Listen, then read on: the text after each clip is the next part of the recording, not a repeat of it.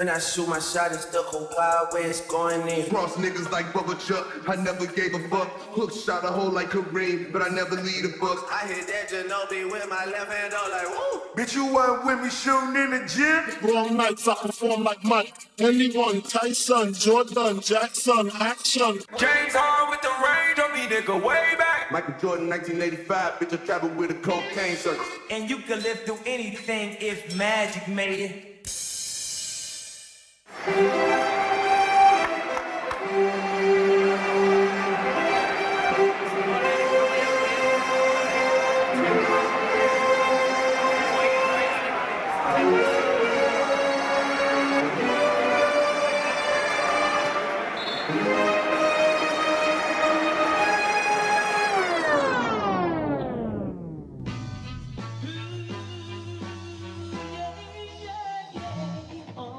What up, my fellow Knicks fans? This is your guy Marcellus Ease, and don't panic quite yet. Now, of course, the NBA offseason is here. Checks are clearing. Woj's Twitter account was looking like he was announcing lottery winners. Things were looking crazy, as there are a lot of dynamics we got to break down here. We also got to take a look at the draft. It seems like the play-in has had an effect on how a lot of things are getting valued now, especially draft picks. We're also going to take a look at this year's Summer League. Very interesting with a lot of the picks that will be playing. Even Kevin Knox will be returning to the Summer League, even though he was a 2018 draft pick. And we also have some Euro stashes to check out that will be playing in Summer League. But before I get to my quick hits, I want you guys to check out in the description below the weekly gems. I know you guys have a lot of different hobbies and interests. There's cookbooks, things on business, fashion, music, weekly playlists, workout exercises, everything you could download straight into your phone, so definitely tap in and check it out. So surprisingly, King Julius and the Knicks came to an agreement for a 4-year, $117 million extension. At first, I want to say congratulations to Julius Randle. Yeah, it's a beautiful thing. Well deserved, well deserved. But you know, I want to say at the same time, this is kind of a sticky situation. It's kind of tricky here because Randle clearly he could have bet on himself and possibly read up next year and got over $80 million on top of what he earned this offseason. And the reason why it's structured like this is because when he was on the Lakers, remember, after his 4th year, that's when LeBron James came in, Magic Johnson was a GM, they sort of let him walk. And then when he went to the Pelicans, he basically became eliminated for being eligible for Supermax after his 7th year. So in a way, the play was looking like for him to bet on himself for another year, kind of produce similar outputs as this past season, and then he could re-up for that 220. But there's a flip side to this. Now, for those of you watching the video version, as you can see here, Julius Randle's brand new contract does not start until the 2022 to 23 season. And then after that, it's 4 years with a player option for 2025-2026 season. This is the kicker right here. In 2025, the NBA should have a brand new TV deal by then. And more than likely, the cap is going to go up. So I'm pretty sure with Randle's player option, this is where he's going to try to make up for that money that he possibly could earn next year on the back end and try to re-up in 2025 for another max or near max extension, which either way, it's going to be a higher salary. Now, here's another dynamic that comes to play of why Julius possibly signed this extension now versus waiting for next year. First of all, he doesn't want to risk injury. As we can see how it's playing out for Victor Oladipo, it looks like he's going to lose out on ever earning max dollars. And second of all, we got to look at the fact that this offseason, the Knicks acquired a lot of key pieces, especially on the offensive end with Kemba Walker and Evan Fournier. Now, at the end of the day, we got to ask ourselves, what are the odds that Randle's going to put up 24 points per game, 10 rebounds, 6 assists, and have a high usage while at the same time shooting 41% from 3? See, now the Knicks have more playmakers, so it's not pretty much set up for Randle to take over like he used to. He has more guys that can take the load off his shoulders. So the likeliness of him having the same output as last season is highly unlikely. And that's going to be the main reason to justify him getting that 220 super max next season. So that's probably something they took into consideration. I'm also going to throw this out there because last season was a very unique year, especially coming off the bubble. And offensively, a lot of NBA teams were breaking records, man. It's just NBA offensive statistics were at an all-time high last year. And I'm wondering if the Randle camp took that into consideration also. But at the end of the day, this is a good deal for the Knicks, especially locking in Randle at that price. If he can continue somewhere near his statistical output from last season. And for Randle, he's pretty much locked into his money. And he has the option of opting out just in time for when that TV revenue is going to take a jump. In this NBA, I tell you, boy, it's all about luck, preparation, and great timing. And if Randle could live up to his contract, this should be a beautiful thing for all parties involved, especially long term. Last season, as the Knicks made a trade for Derrick Rose, and then the ball started getting rolling a little bit more, and we seen that Randle was very consistent even in big games, and RJ making strides, I kept emphasizing the Knicks are beginning to enter a sweet spot in which we were no longer the team that's hoping on a lottery pick. We sort of had to begin to cultivate a winning atmosphere around RJ and Randle, especially for Randle as he's starting to hit his twilight years and RJ entering year 3. We want to keep him in a winning environment, something that we haven't done for a lot of our younger players throughout the years. They got accustomed to losing a little bit too early and too quickly. And when you combine that circumstance with us playing in the Atlantic Division, which is probably the most toughest division in the NBA, along with the Pacific Division, it begins to unravel the way Leon Rose and the Knicks front office approached the 2021 free agency. They really went aggressive into locking guys in, something we haven't seen in a while. We've been on a bunch of one-year deals for so many years, which we see long-term that does not work because it's hard to build chemistry that way. And finally, the Knicks have started locking guys in while at the same time still maintaining their flexibility now. But very aggressively, they addressed certain issues that the team had as far as shooting by going after Evan Fournier. And I'm hoping Fournier is definitely more healthier than he was last season, as in the beginning with the Celtics, he kind of had some issues. I don't know if he was getting accustomed to their system, but he does have the skill set to be a guy that looks for his own shot, that can create and can hit consistent jumpers.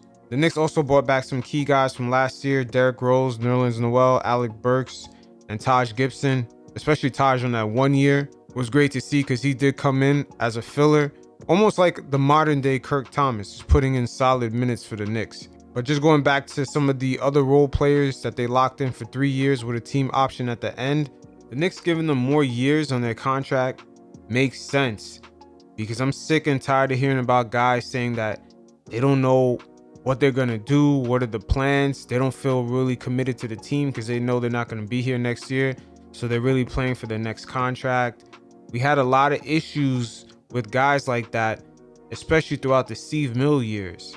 So it's nice to see that guys are now locked in and they can finally approach the seasonal campaigns on how I'm going to impact this team instead of how I'm going to get my shit off so I can get my next contract. But make no mistake about it, spending money this offseason does pay dividends. Not only makes the current team better, it also gives us flexibility in case a superstar is disgruntled somewhere else, and allows us to make a trade. We have a lot of players that take up salaries that we could easily salary match and make a trade for. We got Evan Fournier, he averaged about $20 million a year. Derrick Rose is about 14. Alec Burks is about 10. Same thing for Nerlens Noel. Now we actually have players outside of Randle that we can trade and perhaps match salaries with. And not only on top of that, we have assets. We have a future Hornets first round pick. As we all know, that team is highly likely to end up back in the lottery. We have the Dallas first round pick and our own. So we do have assets to trade. Now, best believe stars nowadays, when they get disgruntled, they force their way out. As we may see this end up playing out with Damian Lillard, as I believe after the Olympics are over, he will request a trade. Now, we could be a player in that or maybe not. But this is an example of one of these scenarios that possibly could play out. And right now, we're sort of lining things up to be in position to make a major play. This is pretty much the name of the game right now. And at the same time, while we're positioning ourselves in that way, we're also staying competitive in the ever-changing Eastern Conference, as we see teams like Miami build their roster up, they're going to definitely be competing next year at a high level. And the same thing for the Chicago Bulls. So you could pretty much throw those teams along with Brooklyn, Philly, the Bucks, and the Hawks as some of the main teams that's going to be in the mix in that Eastern Conference. And I would normally put the Celtics in that mix, but in my estimation, I believe that the Knicks had made a hurdle over the Celtics this offseason by taking some of their front court. We got Kemba Walker on the low end. We got him for about 8 to 9 million, and then we took Evan Fournier from them. So the Celtics, they're pretty much in a rebuilding mode, and it's been like that the last 2 to 3 years about. But it's almost like they don't even know it. But they're trying to convince everyone, especially the big Boston media, which is most of the NBA media, trying to convince us that Jason Tatum and Jaylen Brown is going to take this team to the next level right now. As far as Kemba Walker, he was pretty much the ace card that Leon Rose and World Wide West was holding in their back pocket. They probably were made aware of a possible buyout, and the Knicks were leaving enough cap space so that can play into his negotiation for the buyout so the Knicks can make up the difference. But getting Kemba Walker on the low end was a great play for the Knicks. Now Kemba Walker doesn't have the pressure of playing like a max player. He's definitely going to have the freedom to just play his game and not deal with that pressure. The only thing Knicks fans are left wondering is what exactly are we getting out of Kemba Walker? Because last year he's only played about 43 games, and in 2019, 2020, we've seen him play about 56 games, and we sort of seen him break down in the bubble. His body just wasn't right. That left knee was a major issue. So we're just wondering what exactly are we expecting out of Kemba Walker? The reason why I'm asking this question is because we all know the OKC Thunder, that team is pretty cheap as far as the ownership. And we seen with CP3, they took their sweet time with him. They were trying to figure him out. They weren't trying to buy him out. They were trying to trade him, get some assets for him. And they didn't utilize the same type of tactic with Kemba Walker. Once they got him, they negotiated a buyout, which he had 2 years left on his deal. And I don't remember the last time OKC ever did a buyout like that. So it leaves me wondering, did they see something really bad on his current medical report? Because he did have 2 years, $73 million left on that deal. And once again, the OKC ownership does not like spending money like that, especially throwing money away.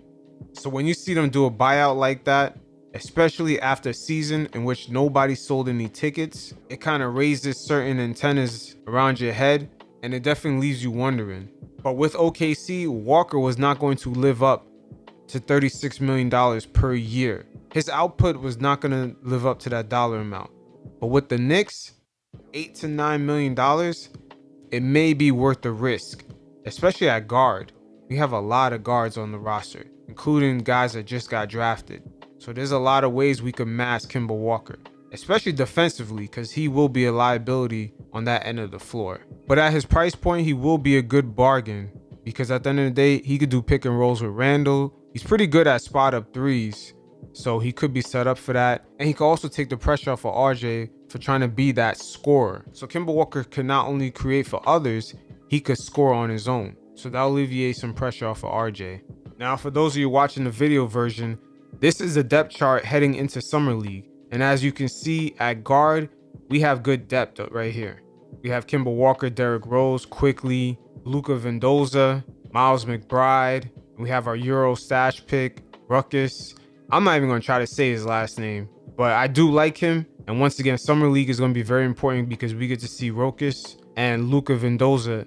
And let's not forget Evan Fournier. At times, they will have him running sort of a point forward position because he could do that. So at the end of the day, the Knicks do have a lot to kind of mask Kemba Walker, especially defensively, in case his left knee begins to act up again. But at the end of the day, it's not that much of a gamble because at the price point we got him at, that's pretty much where we lucked up at. Because for OKC to keep him at that $36 million a year, he's not going to produce the output to justify that money. But for us, he's definitely worth the gamble. So Darius Miles and Q Rich has sat down with Jamal Crawford and they reflected back on the 2007-2008 New York Knicks. And remember, those were the Isaiah Thomas years, pretty much the last year of that. Remember, the squad had Ronaldo, Balkman, Q Rich was also on that squad, Marbury, David Lee, Eddie Curry, of course Crawford. And remember bum-ass Jerome James, who just basically got paid and never did shit. But anyway, they reflected and talked about Zebo, Zach Randolph, how much he hated losing and how hilarious he was and some of the trolling shit that he did. And you guys check out what they had to say. I want to talk about something that I know we can talk hours about, but we ain't gonna go that long. I want to talk about you and I's New York Knicks era. I tell people all the time, listen, I tell people all the time, shout out Ben Lyons, he gonna be focused in on this, and this is my man, one of the biggest Knicks fans ever. I tell him all the time, it's so many different of us that we could write whole books. New York Times, #1 bestsellers without a shadow of a doubt. We could have a movie just on any one of the years you want to put up. We could just focus on that year and do a series, bro. Has that ever been? I know for me, I can't look at my career and say I have a crazier capsule than my time with the Knicks. No. If you look from start to finish your time with the Knicks, has there been a crazier?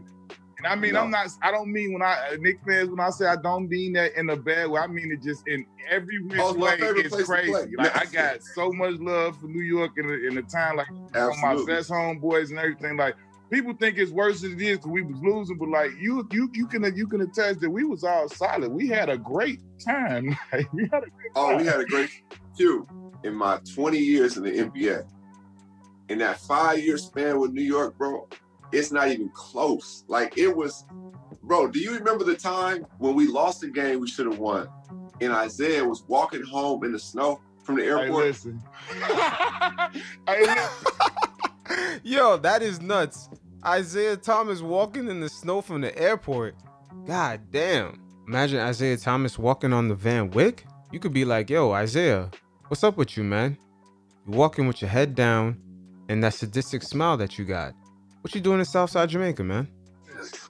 Zeke, hey, look, this is what I remember. This is the funny, Nate always at the center of something happening funny. Because, you know how it is. Like, so we definitely didn't, at this point, we the bad news bears, my boy. You know how they say a bad team gonna find a way to lose. We found a way to lose some game we weren't supposed to lose. And, hell yeah, man. They definitely found ways to lose games on purpose. I remember playing poker one time, and they was winning against the Clippers. I just stopped looking for a second.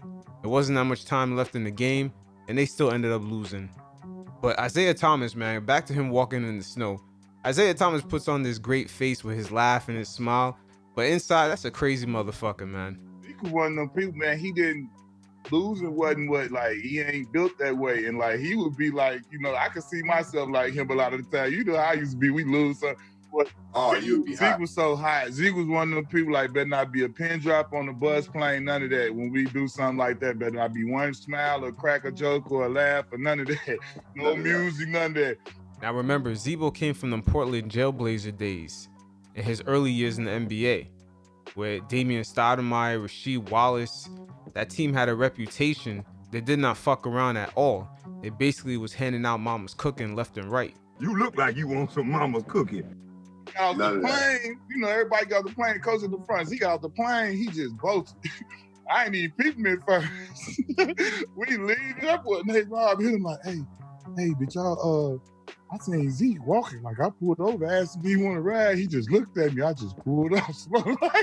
Hey, Q, he was walking so slow. Had his suit jacket collar pulled up, remember? Oh my God. And then I remember the next day he came to practice and it looked like he hadn't slept from the night before, bro. It looked like he brushed his hair backwards. Like I said, man, Yo, Zebo not playing around. He don't like losing like that. If you think I'm here to play around with y'all, God damn it, I'm not. Zeke is going through. It looked like he brushed his hair backwards on purpose just to show all of us he wasn't playing. And he was talking like this. 3-on-2, 2-on-1. Like, I can't even look at y'all. Y'all disgust me. It was, and that's why I wore number 11 because of Zeke. I love Zeke to death. But boy, he got his message across them 2 days. I was like, man, straight up. Zeke ain't playing with no losing. We better win this next game. Damn, Zebo, we didn't know it was like that. I know the losing was bad, but damn, son. Combing your hair backwards, giving dudes a zombie look. Oh man. But I'll link the full conversation with Q Rich and Darius Miles with Jamal Crawford in the link below. You guys should definitely check out their show. Now, before the deadline had passed, the Knicks quickly picked up on Mitchell Robinson's fourth-year team option for $1.8 million. And I remind you, even though the amount is very low, Mitchell Robinson is a second-round pick. And the Knicks did have the chance to extend him, but they opted out to just pick up his fourth-year option, thus making him an unrestricted free agent next offseason. Now, in order for him to prove his worth, he is going to have to stay injury-free this season. As we've seen last year, he played just 31 games. He first dealt with a broken hand, and then when he came back, he quickly dealt with a broken foot issue, and it was very unfortunate. It's almost very unfortunate for two reasons. One, because he could have got a possible extension by just having a good season. And number two, the NBA landscape right now, it's not hard to get a replacement center at a minimum contract. You could look at what happened to Mitch Robinson last season. The Knicks got Nerlens Noel at a minimum contract, and he basically replaced Mitch's input when Mitch went out with the injury. I mean, just look at the way championship contending teams keep switching from JaVale McGee to Dwight Howard or even DeMarcus Cousins. The landscape right now, it's not that crazy to get a fill-in center at a low price point. Another example could even be Andre Drummond. This guy's at the prime years of his career, and he's pretty much a top-notch center based off his skill set, but even he's getting tossed around and getting nowhere near his value in the marketplace right now. So just seeing the landscape of how it is with centers right now, Mitch is really going to have to prove his value, especially being a second-round pick. And on top of that, the Knicks gave him some stiff competition by giving Nerlens Noel a 2-year deal with the third-year team option, and also re-signing Taj Gibson for a vet minimum, which is going to give Mitch some competition and at the same time some backup. And you got to look at the fact that the Knicks spent their second-round pick on Jericho Sims, who has a similar skill set as Mitchell Robinson. He's not 7 feet, but he has more girth, and he's a high flyer, just like Mitch. So knowing that all these things are hovering in the background, Mitch is really going to have to be on his grind this season. And he's going to need a little bit of luck staying away from that injury bug. The 2021 NBA draft was very interesting for a number of things. And once again, I keep saying the Knicks are hitting that sweet spot where they just going to have to start getting higher end talent around RJ and Randle. But the play-in, the league announcing that the play-in will take place next season, a lot of teams were shifting away from their picks. Because a lot of these picks, especially if they're not at the top end of the draft, they're not as important. Especially when a lot of teams who normally don't make the playoffs see a pathway of making their season a bit more interesting and giving their fan base something to get a little bit more excited for. Because you have to remember, we're coming off the pandemic and ratings overall for almost 90% of the teams are down. So ownerships have to find new ways of keeping fans engaged and interested in the teams. And this play-in is a big meal ticket for a lot of teams to keep their seasons interested, particularly the smaller market teams. So in this draft, you've seen a lot of teams, especially in the middle of the pack, as far as when they can pick, they were kind of falling back and selling off their picks for future assets, as I believe a lot of them are starting to check into the whole idea of the play-in, because it does shake up an NBA team's season, especially when it comes to keeping it interesting for the fan base to stay tuned in to regular season games from the start all the way to the end, because it kind of brings up the level of importance of every single game.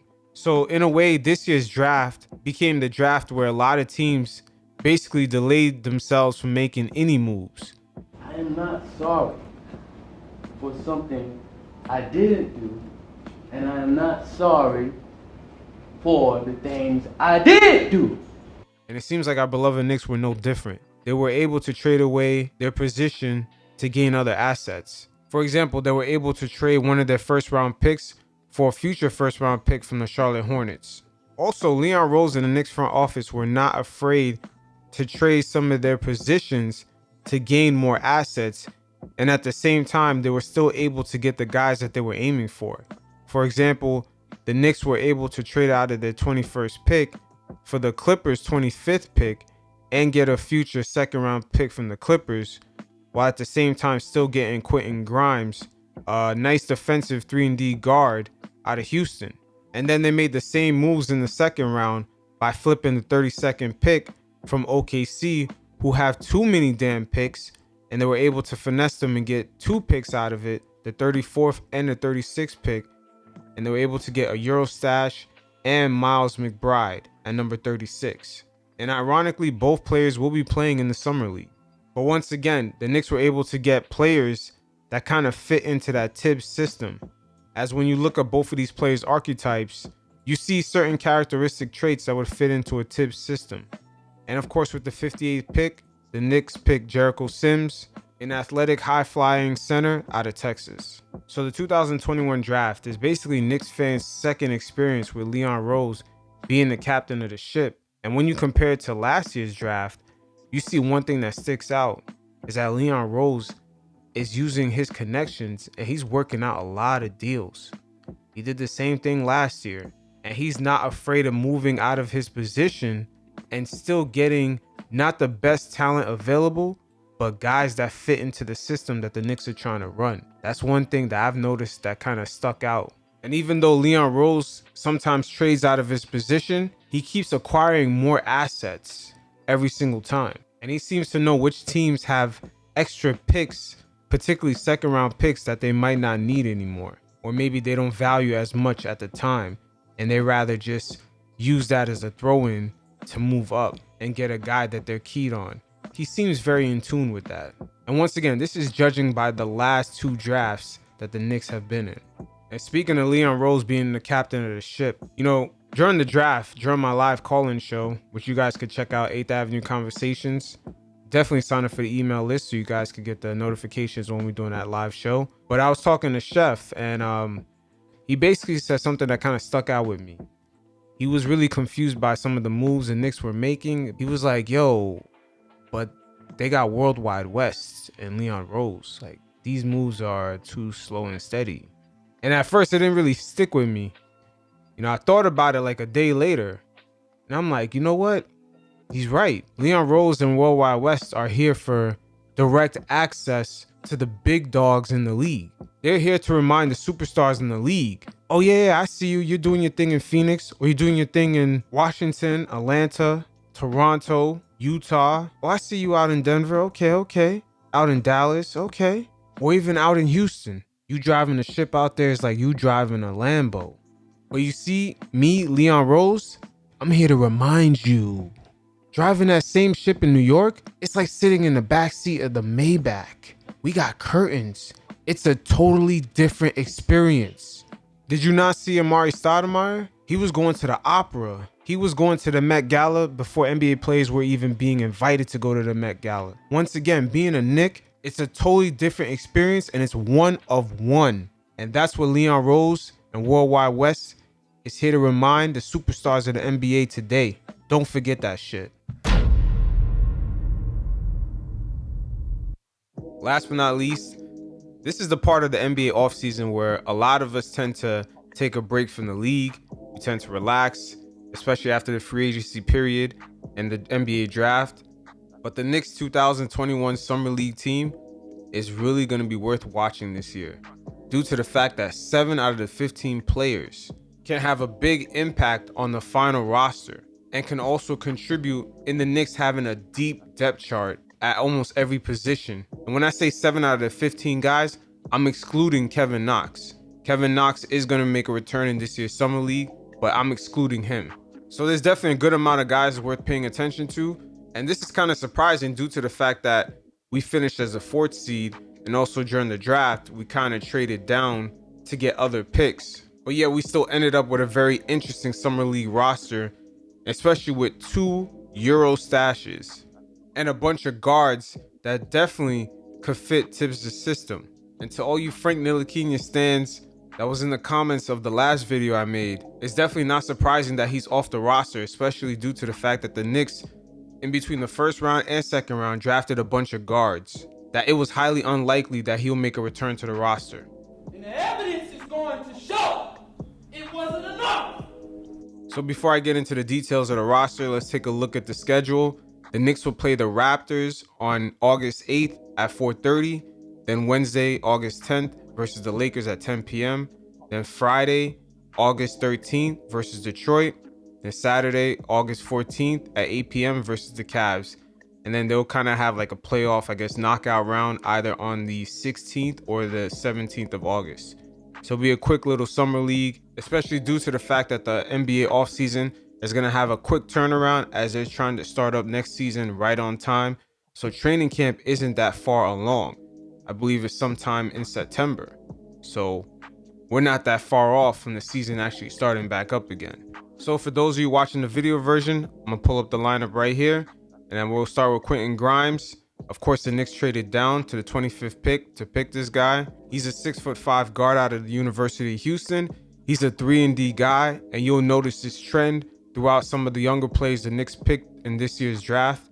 They tend to fit in Tibbs' system. He's a hard-nosed defender, but he needs to improve in his handles, and he also needs to remain consistent in his spot-up shooting, especially from three. But at the end of the day, he could be a nice combination with RJ Barrett at the perimeter, especially in today's league with all these dynamic guards. Next up is Tyler Hall, a guard out of Montana State. He went undrafted in 2019, and he's on and off with the Westchester Knicks. So he'll be trying to definitely make this roster or continue his journeyman experience through the professional ranks. But these 2019-2020 undrafted guys, I'm wondering what's been their experience, especially due to the fact that the pandemic happened, there being no summer league. And I'm pretty sure there was a lot of delays in the G League starting up or just overall the operations. I'm wondering how they're panning out because there has to be a new level of degree of difficulty of just trying to make these rosters, especially dealing with the league going through an influx with the scheduling the past 2 seasons.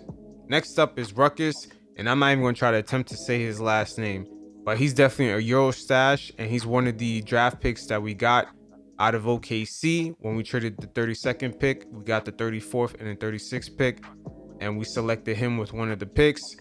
Of course, he's 20 years old. He's a 6'4" point guard, and right now he's transitioning from playing from the Lithuanian league into the Spanish league, which is the most difficult league overseas. So it'll be interesting throughout the year to pay attention to how he's making that transition. But he's definitely a stash for right now because he can't play on our roster right away, I believe, for another year. But he definitely got some game. He got like Jason Kidd handles. He has good vision. But when he attacks the rim, which he does fearlessly, he needs to practice his finishing. But overall, this was an interesting stash pick because I think the play for the Knicks here is to see how he makes that transition from the Lithuanian league into the Spanish league, which once again is the toughest league on the international level. Now, next up is Kevin Knox. He's on the final year of his rookie scale contract. And for Kevin Knox, his experience in the NBA has been very unique because the Knicks were going through a transition period, especially in the front office. But he has played for 3 different head coaches in which all 3 of them were reluctant to give him starter minutes or just decent minutes in general, which is a major kind of red flag right there. But this season, he's going to have to fight against players that were paid an exorbitant amount of money over him, like Evan Fournier and Alec Burks. So you already know how the politics with guys getting paid big money plays out. They tend to get the minutes, as we can see how it played out with Gordon Hayward when he was in the Boston Celtics uniform. Even though he was hurt because he was getting paid a lot of money, he had to play. So Kevin Knox has an uphill battle in order to get minutes, and I'm not surprised he asked to play in this year's summer league, even though he's entering his 4th year. And keep in mind, this current Knicks regime in the front office did not draft him. So they're not going to be as obligated to put in time and resources into Knox. Next up is Miles McBride. Once again, the Knicks been following a theme here, drafting guards that can defend. Now with McBride here, he makes great passes in transition, sort of like Frank Ntilikina. He's not a floor general or off rip. He has the ball in his hands. He's going to find a passer. He's more of a guy that when he's making a cut, he's a good passer in that moment right there where he could find another guy open for a shot. So he's definitely a great passer in transition. He's also great at defending off screens, sort of like Jrue Holiday As you can see, he's always fighting through the screen, especially during the NBA Finals. He's sort of like that. And McBride also likes to shoot in motion, off of screens, in transition. He loves to shoot pull-ups. So as you can see, the Knicks continue their theme of drafting two-way guards. Next up is the center Justin Payton. He was a 16th overall pick by the Chicago Bulls in 2017. So far, he's been a G League journeyman and he plays for the Westchester Knicks. So he'll be fighting with Jericho Sims, which I'll cover in a minute, as far as fighting for minutes during the Summer League. Next up is one of the fan favorites, and of course, that'll be Immanuel Quickley, and this will be his first Summer League campaign ever. So he has an opportunity now to practice his offseason moves. He definitely was practicing with Team USA before they went out to the Olympics, so that was great for him. So we get to see some of the improvements he made playing with a lot of those all-star players. And also, Immanuel Quickley has a chance to practice some of his offensive moves that the league now has sort of tweaked, because there's some things that he does where he can't draw the fouls the same way. There will now be offensive fouls. The moves I'm talking about is sometimes when he goes in the paint, he looks at the guys behind him, sort of like how Trae Young does, and he stops and kind of jumps into them. He can no longer do that, so he's going to have to work out a new move to replace that, perhaps to get to the free throw line. But overall, last year, Immanuel was thrown into the NBA without any summer league or barely enough practices or preseason. And it was impressive to see the transition that he made. And it'll be very interesting to see what transitions he makes this offseason while having a full number of reps underneath him, especially at the pro level. Next up is Quentin Rose, a 2020 undrafted forward. He signed with the Westchester Knicks in March of 2021, and unfortunate for him, he's part of that 2020 class where the league was going through the pandemic, and I'm pretty sure it was hard for him to get back on track, especially being an undrafted player, the number of reps and programs that were available to help him get up to the next level. But he is an athletic point forward. He's a good defender, but offensively, sometimes he's all over the place. He has to improve on the consistency of his shooting. His finishing at the rim is questionable, and also he's going to have to improve on his shot selection. It seems like most of those troubles come from him not getting enough games in on a professional level, and that may be due to the fact that he's a 2020 undrafted player. Once again, going through that pandemic created a huge gray area for players of that class. So hopefully for him, he gets more game reps and that improves over time. Next up is Wayne Selden. He's a 3-and-D guard, 2016 undrafted player. He's pretty much a journeyman, has been on a few NBA 10-day contracts for the Pelicans, the Grizzlies. He actually played in Israel, and he actually had a game, believe it or not, in the NBA where he dropped 31 points against the Pelicans.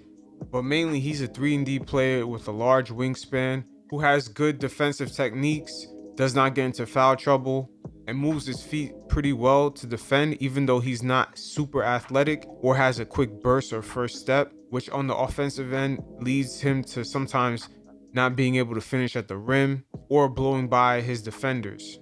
But you could see a continuing theme here where the Knicks are getting players that have good defensive principles, and you can see it play out from the starting 15 all the way to the Westchester Knicks and the guys that they put in to be part of this summer league team. Okay, next up is Amir Sims, a 2021 undrafted player. The Knicks signed him to a training camp deal. He is a power forward, 6'8", 245 pounds. He's a solid rebounder and he can hit open threes. And he's also a good passer. So he'll be definitely competing with Jericho Sims and Justin Payton for minutes at power forward and center. Next up is the Knicks 58th overall pick, Jericho Sims, a 6'10" center out of Texas.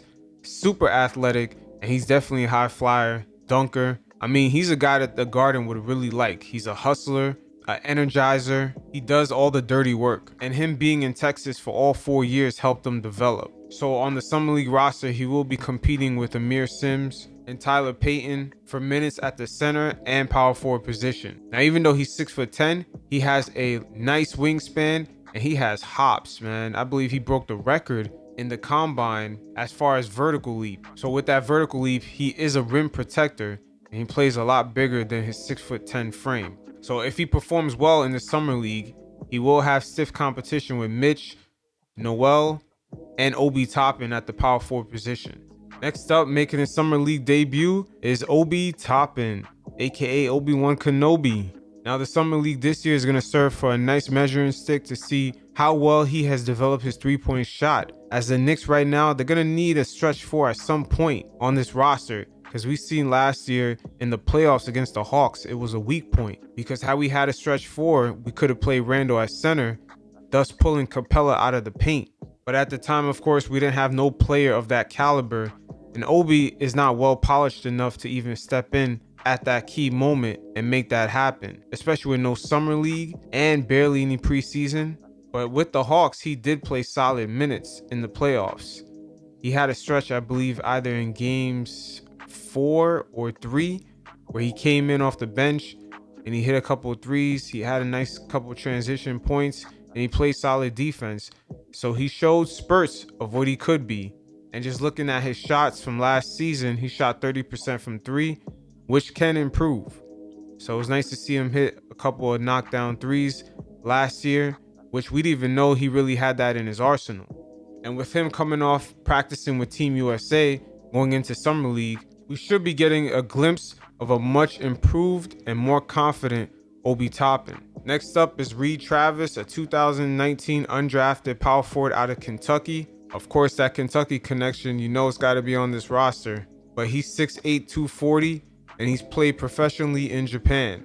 He's a solid, strong, stocky player, not athletic at all, and he's a good finisher around the rim, especially in the low post. But unfortunately for him, he needs an outside shot, and he doesn't get too many blocks and steals. And normally athleticism tends to get you those steals and blocks. Overall, he seems like a low post, slow tempo, old school player. And I'm telling you, that Kentucky connection goes a long way, boy. It's getting guys experience and paid. As this position, in my opinion, seems like it's a favor for a favor. My guy needs experience just before he goes overseas. It sounds like this to me, but it is what it is. Next up is a player that a lot of Knicks fans should pay very close attention to, and that's Luka Valdoza. The Knicks signed him back in May, and he is a 2017 undrafted player out of Argentina. He's 25 years old, and the Knicks have him under a 4-year, $13.6 million deal, with the first year guaranteed and the last 3 years partially guaranteed. And the reason why I believe the Knicks picked him up is that he has shown improvement by leading his team to winning the championship in Spain while being the best player on the floor. So the Knicks international scouts were right on that, as that championship game made a lot of noise because he ended up hitting the game-winning shot. So just him showing improvements made from 2017 till now was enough for him to be on scouts' radar. And shout out to the Knicks for quickly acting on it. And keep in mind, he is a guard that can play both point guard and shooting guard at 6'3". He sort of has a Ginobili type game. He's not afraid to get a little fancy on the offensive end, especially with the dribbling and the turnaround jump shots. And he's very bold for attacking the rim the way he does. There's a lot of confidence oozing out of his game, because some of the moves he pulls, you have to have complete confidence in yourself. I mean, this guy is doing turnaround, fadeaway step backs from 3. So definitely, he's one of the 7 players I was referring to be on your radar for Summer League. And next up on this Summer League roster is MJ Walker, a 2021 6'5" undrafted forward. He is a 3-and-D guy who has good skills offensively on the move, but at times struggles with consistent shooting. And once again, this is a theme you're going to see with a lot of players that were drafted in 2020 and 2021, especially with the league kind of going through their flux with the scheduling. I mean, he has good skills offensively, but not on the move. And you could just tell he hasn't had enough experience on the pro level as far as games played. Because remember, these guys got to adjust their games according to the professional level, which sometimes it might be faster than what they're used to playing, or there's certain adjustments or certain details that they have to pay much more close attention to. And just looking at MJ Walker, he's going to have to improve on his ball handling. And they question if he can guard quicker players on the pro level. But once again, overall, mostly in this roster, you see consistency with the Knicks selecting 3-and-D guys or just two-way players, especially to guard the perimeter. But once again, I'm going to mention the 7 key players to pay attention to during Summer League, and that is Quentin Grimes, Ruckus, aka I don't know how to say his last name because that shit is just too crazy. Miles McBride, Immanuel Quickley, Obi Toppin, Jericho Sims, and Luca Veldoza. Those are the 7 players that clearly should be on everyone's radar, and we should be looking at their performances closely. You guys enjoy the Summer League games, and don't forget to check out the channel playlist, as there's other shows you guys could check out, especially pertaining to things around the league. And also Chopping the Sticks, that's a show for you guys to hit me up. I'm pretty sure some of you guys are on 2K or FIFA or other games. We could chop it up about culture, music, fashion, tech, business, sort of like barbershop talk, and I'll feature it on the channel. Just hit up the Discord group chat if you're interested. So you guys definitely stay safe in these Rona streets. Until next time, peace.